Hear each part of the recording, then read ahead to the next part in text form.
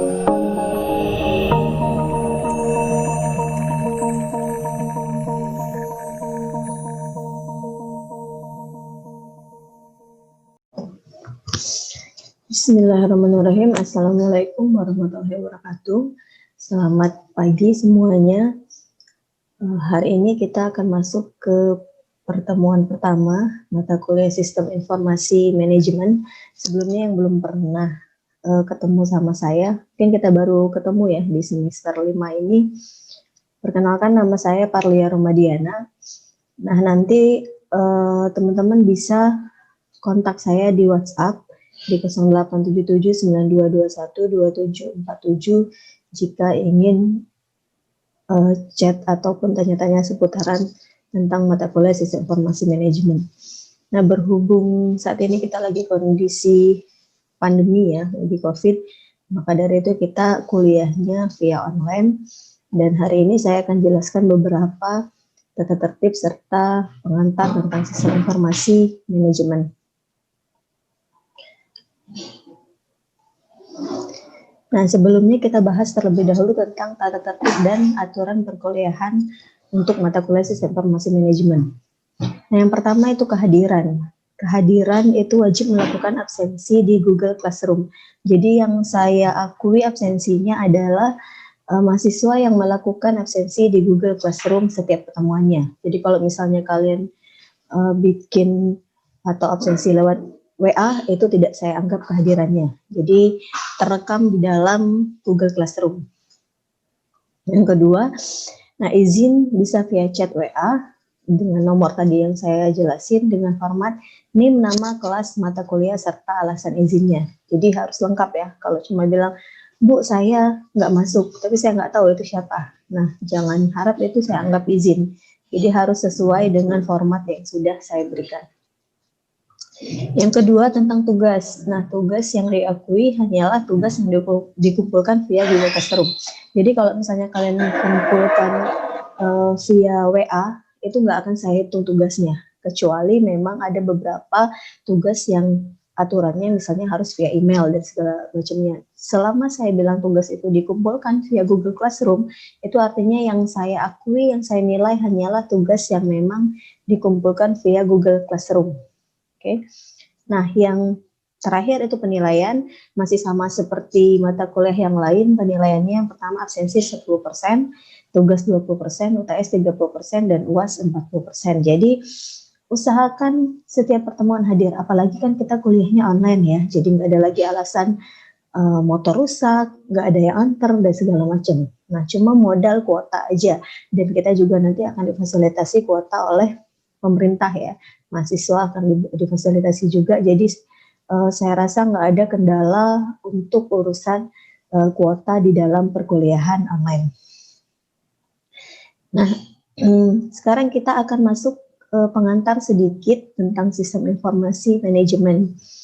Nah, apa sih manajemen itu? Sebelum kita bahas tentang Sistem Informasi Manajemen, karena kita pasti nggak asing lagi ya dengar kata manajemen. Apalagi kalau misalnya di kampus-kampus negeri ada program studi manajemen di fakultas ekonomi mereka. Nah, kita udah sering dengar kata manajemen. Sebenarnya apa sih manajemen itu? Nah, di pertemuan pertama ini kita akan bahas tentang manajemen, supaya kita tahu, oh nanti Sistem Informasi Manajemen itu apa sih? Bahasnya apa sih? Langsung ya. Nah, secara teori, manajemen itu bisa dikatakan sebagai suatu metode yang mengatur. Jadi memanage ya. Biasanya kita sering, ayo dong manage diri lo, ayo dong manage kehidupan kita. Nah, artinya kita sedang mengatur, mengelola organisasi. Nah, di sini hubungannya manajemen dengan organisasi, kita mengatur, kita mengelola, sama halnya ketika kita memanage hidup kita. Kita mengatur hidup kita mengelola hidup kita. Nah, sama juga dengan manajemen yang ada di perusahaan. Jadi mereka mengatur, mengelola organisasi, dapat diartikan sebagai seni melaksanakan sesuatu melalui orang. Dalam artian adalah ketika kita memanage suatu organisasi, artinya kita sedang melaksanakan sesuatu melalui orang lain. Yang artinya kita nggak bisa hanya bergerak sendiri. Nah, kalau misalnya kita berbicara tentang manajemen diri kita sendiri, kita bisa, oh, saya bisa melakukan A, saya bisa melakukan B itu atas dasar diri kita sendiri. Nah, ketika kita berbicara di dalam perusahaan, itu nggak bisa. Kita harus bagaimana caranya melaksanakan sesuatu itu yang juga berhubungan dengan orang lain. Nah, itu dikatakan manajemen di dalam perusahaan. Jadi, jika manajemen suatu organisasi baik, maka akan meningkatkan kemakmuran suatu negara. Dalam artian ini misalnya pemerintahan ya, kalau misalnya manajemen suatu pemerintahan itu baik, otomatis akan meningkatkan kemakmuran negara kita. Tapi kalau manajemen di dalam pemerintahan itu bobrok, ya sudah pasti nanti negara kita nggak akan bisa makmur. Itu dalam hal pemerintahan. Jadi manajemen itu bisa kita kaitkan entah itu dalam kehidupan sehari-hari kita, entah itu di dalam perusahaan, entah itu di dalam organisasi suatu pemerintahan. Jadi pengertiannya sangat luas, tergantung dari penggunaan katanya, kita menggunakan kata manajemen di mana sih. Seperti itu ya. Oke, kita lanjut. Nah, kita lihat di sini, dalam manajemen itu ada dua sumber daya yang memang terlihat dan tidak terlihat. Nah, yang pertama sumber daya fisik, ya sudah pasti ya, yang namanya fisik itu sudah pasti terlihat. Kita lihat yang pertama sumber daya fisik ada manusia, ya jelaslah manusia sudah pasti menjadi sumber daya fisik. Kemudian yang kedua ada material, bahan-bahan ya. Jadi segala sesuatu bahan yang dibutuhkan di dalam suatu manajemen itu merupakan sumber daya fisik. Apapun ya, komputer, laptop misalnya, atau pena, alat tulis, nah itu merupakan material yang merupakan sumber daya fisik.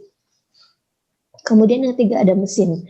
Nah, mesin di sini maksudnya fasilitas-fasilitas yang dibutuhkan di dalam suatu manajemen, termasuk energi. Energi juga termasuk mesin. Jadi misalnya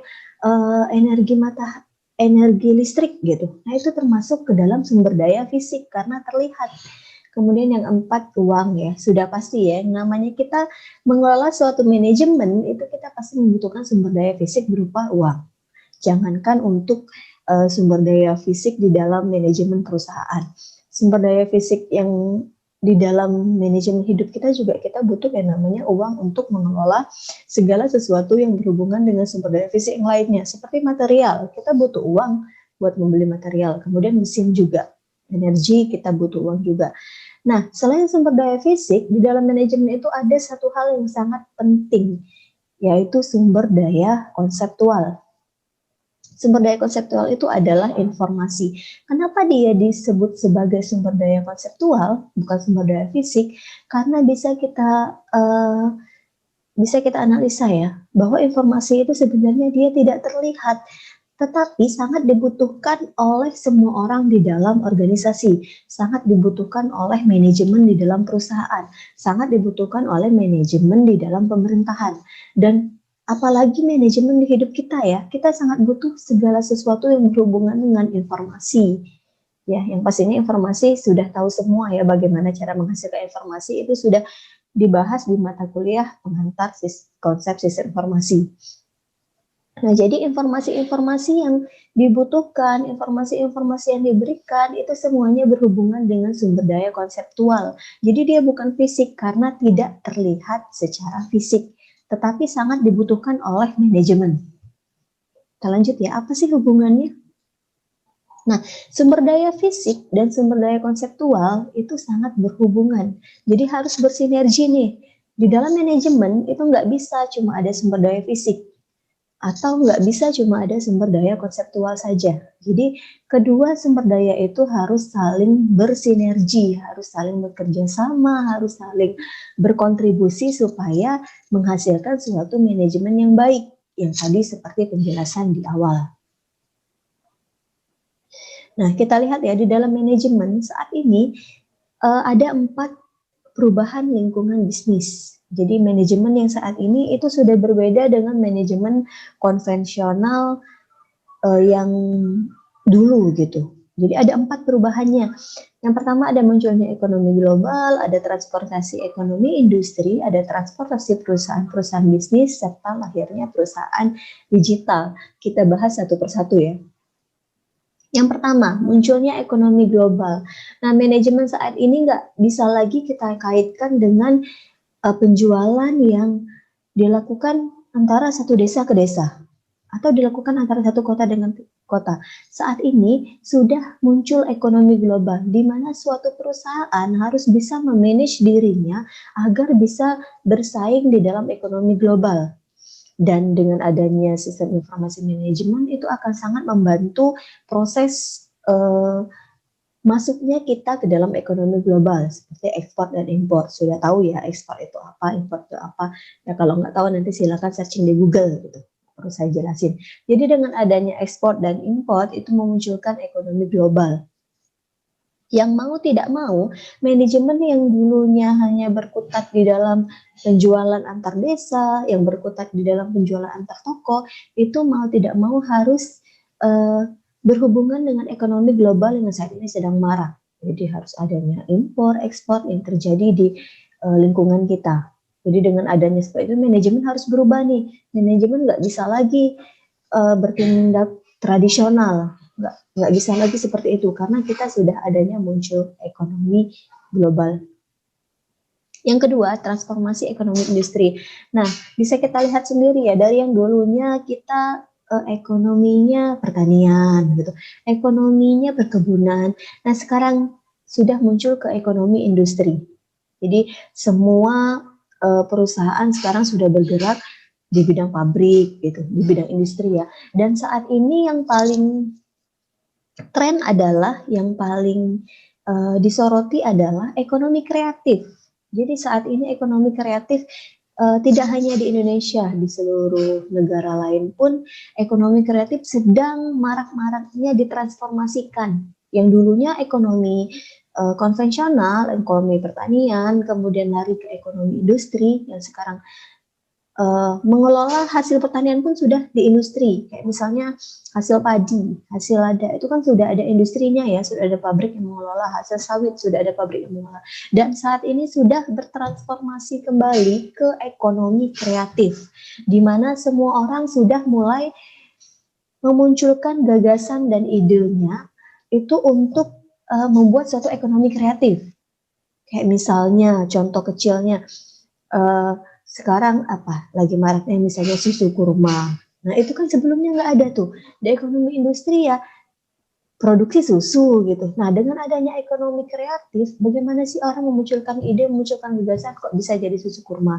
Atau dengan adanya desain-desain baju, desain-desain sepatu. Nah itu salah satu contoh ekonomi kreatif yang ada di Indonesia. Jadi bagaimana kita mengembangkan ide dan gagasan kita menjadi suatu ekonomi. Apalagi seperti saat ini ya banyaknya muncul aplikasi-aplikasi kalau misalnya di bidang ilmu komputer. Nah itu mau nggak mau kita nggak bisa lagi nih berkutat di konvensional gitu. Kita nggak bisa lagi berkutat di ekonomi yang bergerak seperti konvensional. Kita harus mulai beralih ke ekonomi industri dan ekonomi kreatif.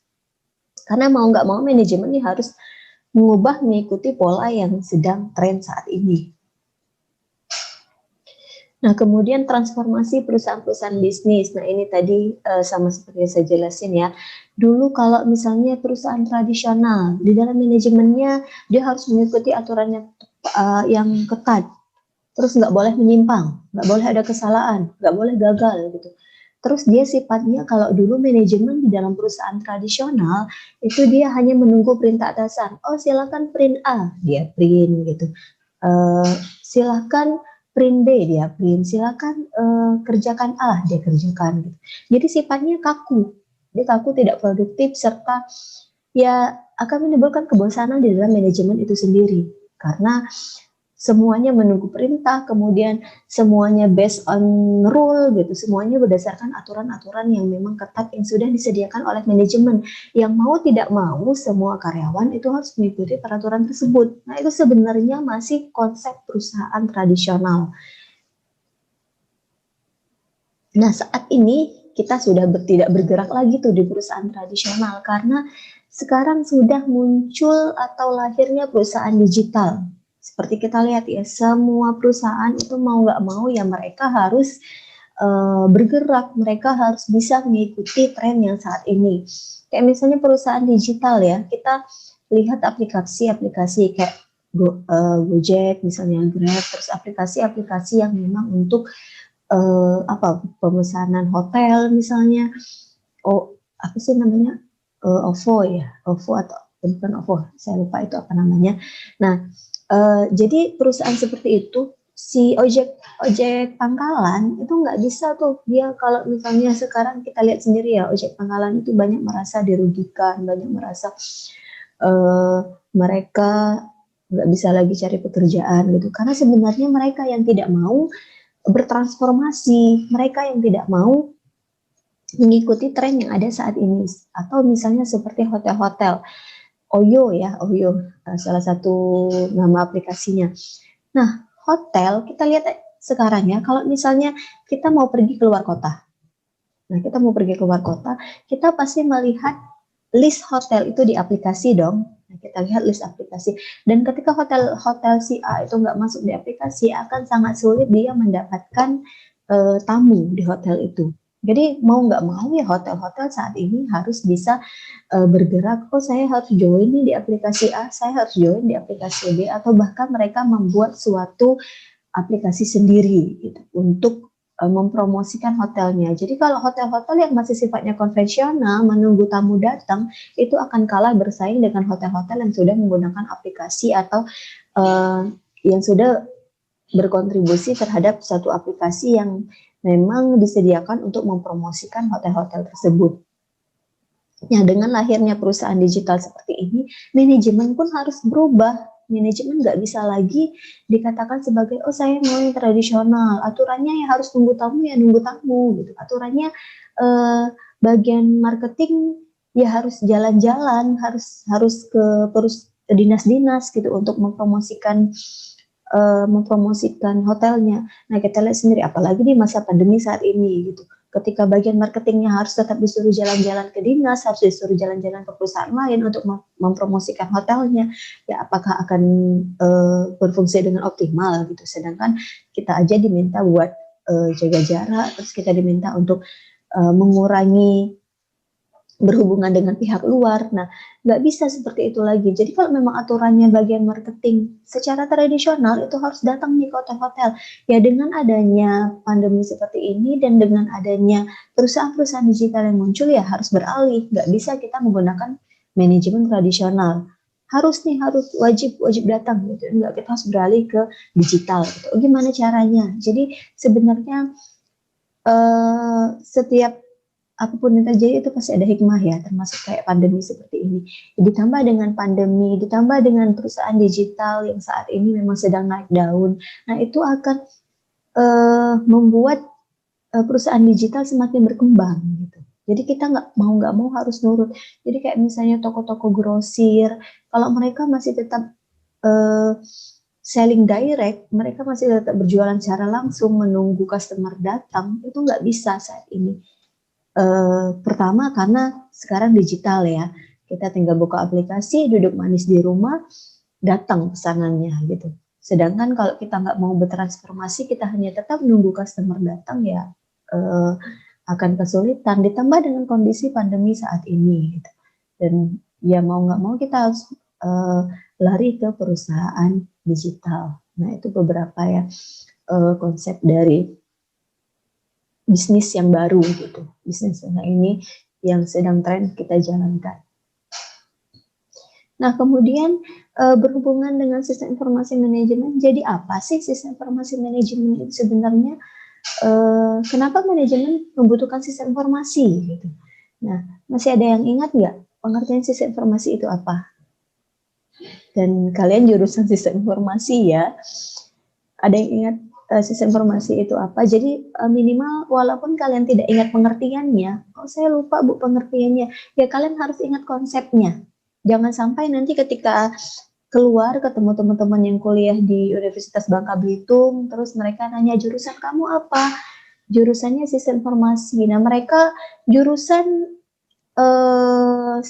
psikolog misalnya, atau jurusan pertanian. Mereka pasti asing dengan kata sistem informasi gitu. Mereka pasti nanya, sistem informasi, oh jurusan apa ya? Gitu. Jangan sampai kalian juga bilang, aduh saya nggak tahu juga ya, pokoknya saya masuk jurusan sistem informasi. Gitu. Nah, nggak boleh seperti itu. Jadi minimal kalian harus tahu konsepnya.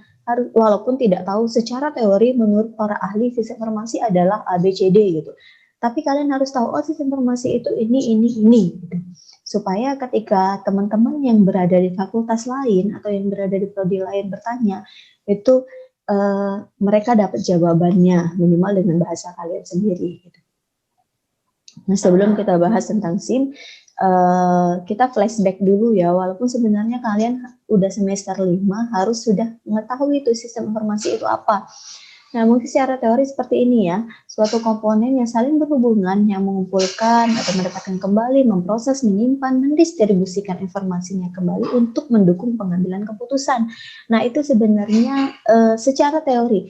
Cuma kan nggak mungkin ya kalau misalnya kalian menghafal ini, oke, kalau lagi UAS hafal, setelah itu pasti lupa. Kalian ingat konsepnya. Kalau saya, ketika ditanya sistem informasi itu apa sih? Ya pertama harus ada inputannya. Inputannya apa? Berupa data. Jadi ketika dibilang sistem informasi itu harus ada inputannya secara konsep ya. Kemudian harus diproses gitu. Inputannya harus diproses. Diprosesnya melalui apa ya? Pengolahan data. Kayak tadi ada komputer segala macam itu pengolahan datanya. Kemudian ketika diolah data itu akan menghasilkan output. Outputnya biasanya apa? Informasi gitu. Nah, informasi.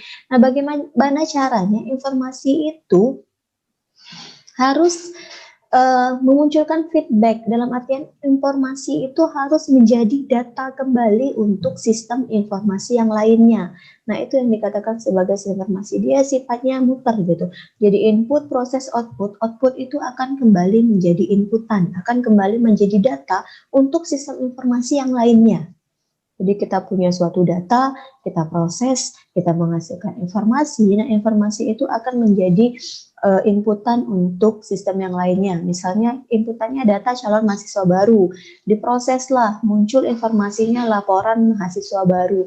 Nah, laporan mahasiswa baru itu akan menjadi inputan untuk proses di dalam BSI, misalnya akan menjadi inputan atau data untuk diproses di dalam sistem keuangan. Nah, seperti itu. Jadi sifatnya muter dari segala informasi yang dihasilkan setelah inputan itu diproses, itu akan menghasilkan informasi dan informasi itu akan menjadi data kembali. Nah, itu yang dinamakan sistem informasi ya. Jadi kalau misalnya ditanya sistem informasi apa ya, harus punya data, ada proses, ada informasi gitu. Kalau cuma data diproses dan tidak menghasilkan informasi, itu tidak bisa dikatakan menjadi sistem informasi. Kalau cuma punya data kemudian tidak diproses, itu tidak bisa dikatakan sebagai sistem informasi. Seperti itu ya. Nah, kita berbicara ke dalam SIM. Jadi SIM itu apa sih sebenarnya? Jadi SIM itu secara teori suatu sistem yang menyediakan kepada pengelola organisasi data maupun informasi yang berkaitan dengan pelaksanaan tugas-tugas informasi. Jadi sistem informasi ini akan membantu menyediakan kepada pengelola organisasi. Jadi pengelola manajemen itu akan mendapatkan informasi dari sistem yang sudah disediakan. Nah, jadi nggak usah repot-repot lagi istilahnya ya, tulis manual segala macam. Nah, kemudian ada lagi salah satu teori yang menyebutkan bahwa sistem informasi manajemen adalah jaringan prosedur pengolahan data yang dikembangkan dalam organisasi dengan maksud memberikan data kepada manajemen. Jadi bisa efisiensi dan efektif ya. Sekali lagi konsep sistem informasi itu efisiensi dan efektif, baik data yang bersifat intern maupun yang bersifat ekstern untuk dasar pengambil keputusan dalam rangka mencapai tujuan organisasi. Jadi di dalam sistem informasi manajemen itu sudah ada pengolahan datanya yang bisa digunakan untuk pengambilan keputusan. Jadi semua data yang ada di dalam manajemen itu dituangkan ke dalam sistem informasi, yang tujuannya adalah bisa menghasilkan suatu sistem informasi yang efektif dan efisien. Oke, nah itu ya, nanti kita bahas secara singkat aja dulu sistem informasi manajemen itu apa, nanti di pertemuan selanjutnya baru kita bahas lebih detail. Nah, manfaat adanya sistem informasi manajemen itu apa? Yang pertama, adanya pusat penyimpanan data. Jadi semua data yang dibutuhkan di dalam manajemen, semua data yang dihasilkan, semua informasi yang dihasilkan oleh data-data yang sudah diinput itu akan terpusat di dalam suatu sistem informasi yang namanya sistem informasi manajemen. Jadi semuanya ada di dalam itu, data kepegawaian, data keuangan, semuanya terpusat. Kemudian tidak perlu memperbanyak data untuk site manager, namun cukup pemusatan data. Nah, ini misalnya manajer butuh data keuangan, tinggal ambil di situ. Manajer butuh data kepegawaian, tinggal ambil di dalam sistem informasi manajemen. Jadi semuanya terpusat di dalam suatu sistem informasi manajemen. Nah, ini ya peningkatan efisiensi karena adanya otomatisasi. Ya jelas ya, dengan adanya otomatisasi biasanya efisiensi akan meningkat. Itu yang memang menjadi manfaat dasar suatu sistem informasi, termasuk sistem informasi manajemen. Oke, nah sampai di sini pertemuan pertama kita kali ini kita sudah membahas tentang apa itu manajemen, kemudian apa itu sistem informasi, bahkan apa itu sistem informasi manajemen. Nah, nanti di pertemuan selanjutnya baru kita bahas lebih detail. Oke, saya tutup dulu, sampai ketemu di pertemuan selanjutnya. Semoga sehat selalu, jangan lupa berdoa supaya kita selalu diberikan kesehatan, keselamatan serta keberkahan ya, dan semoga pandemi ini cepat berakhir supaya kita secepatnya bisa tatap muka. Saya akhiri, wassalamualaikum warahmatullahi wabarakatuh.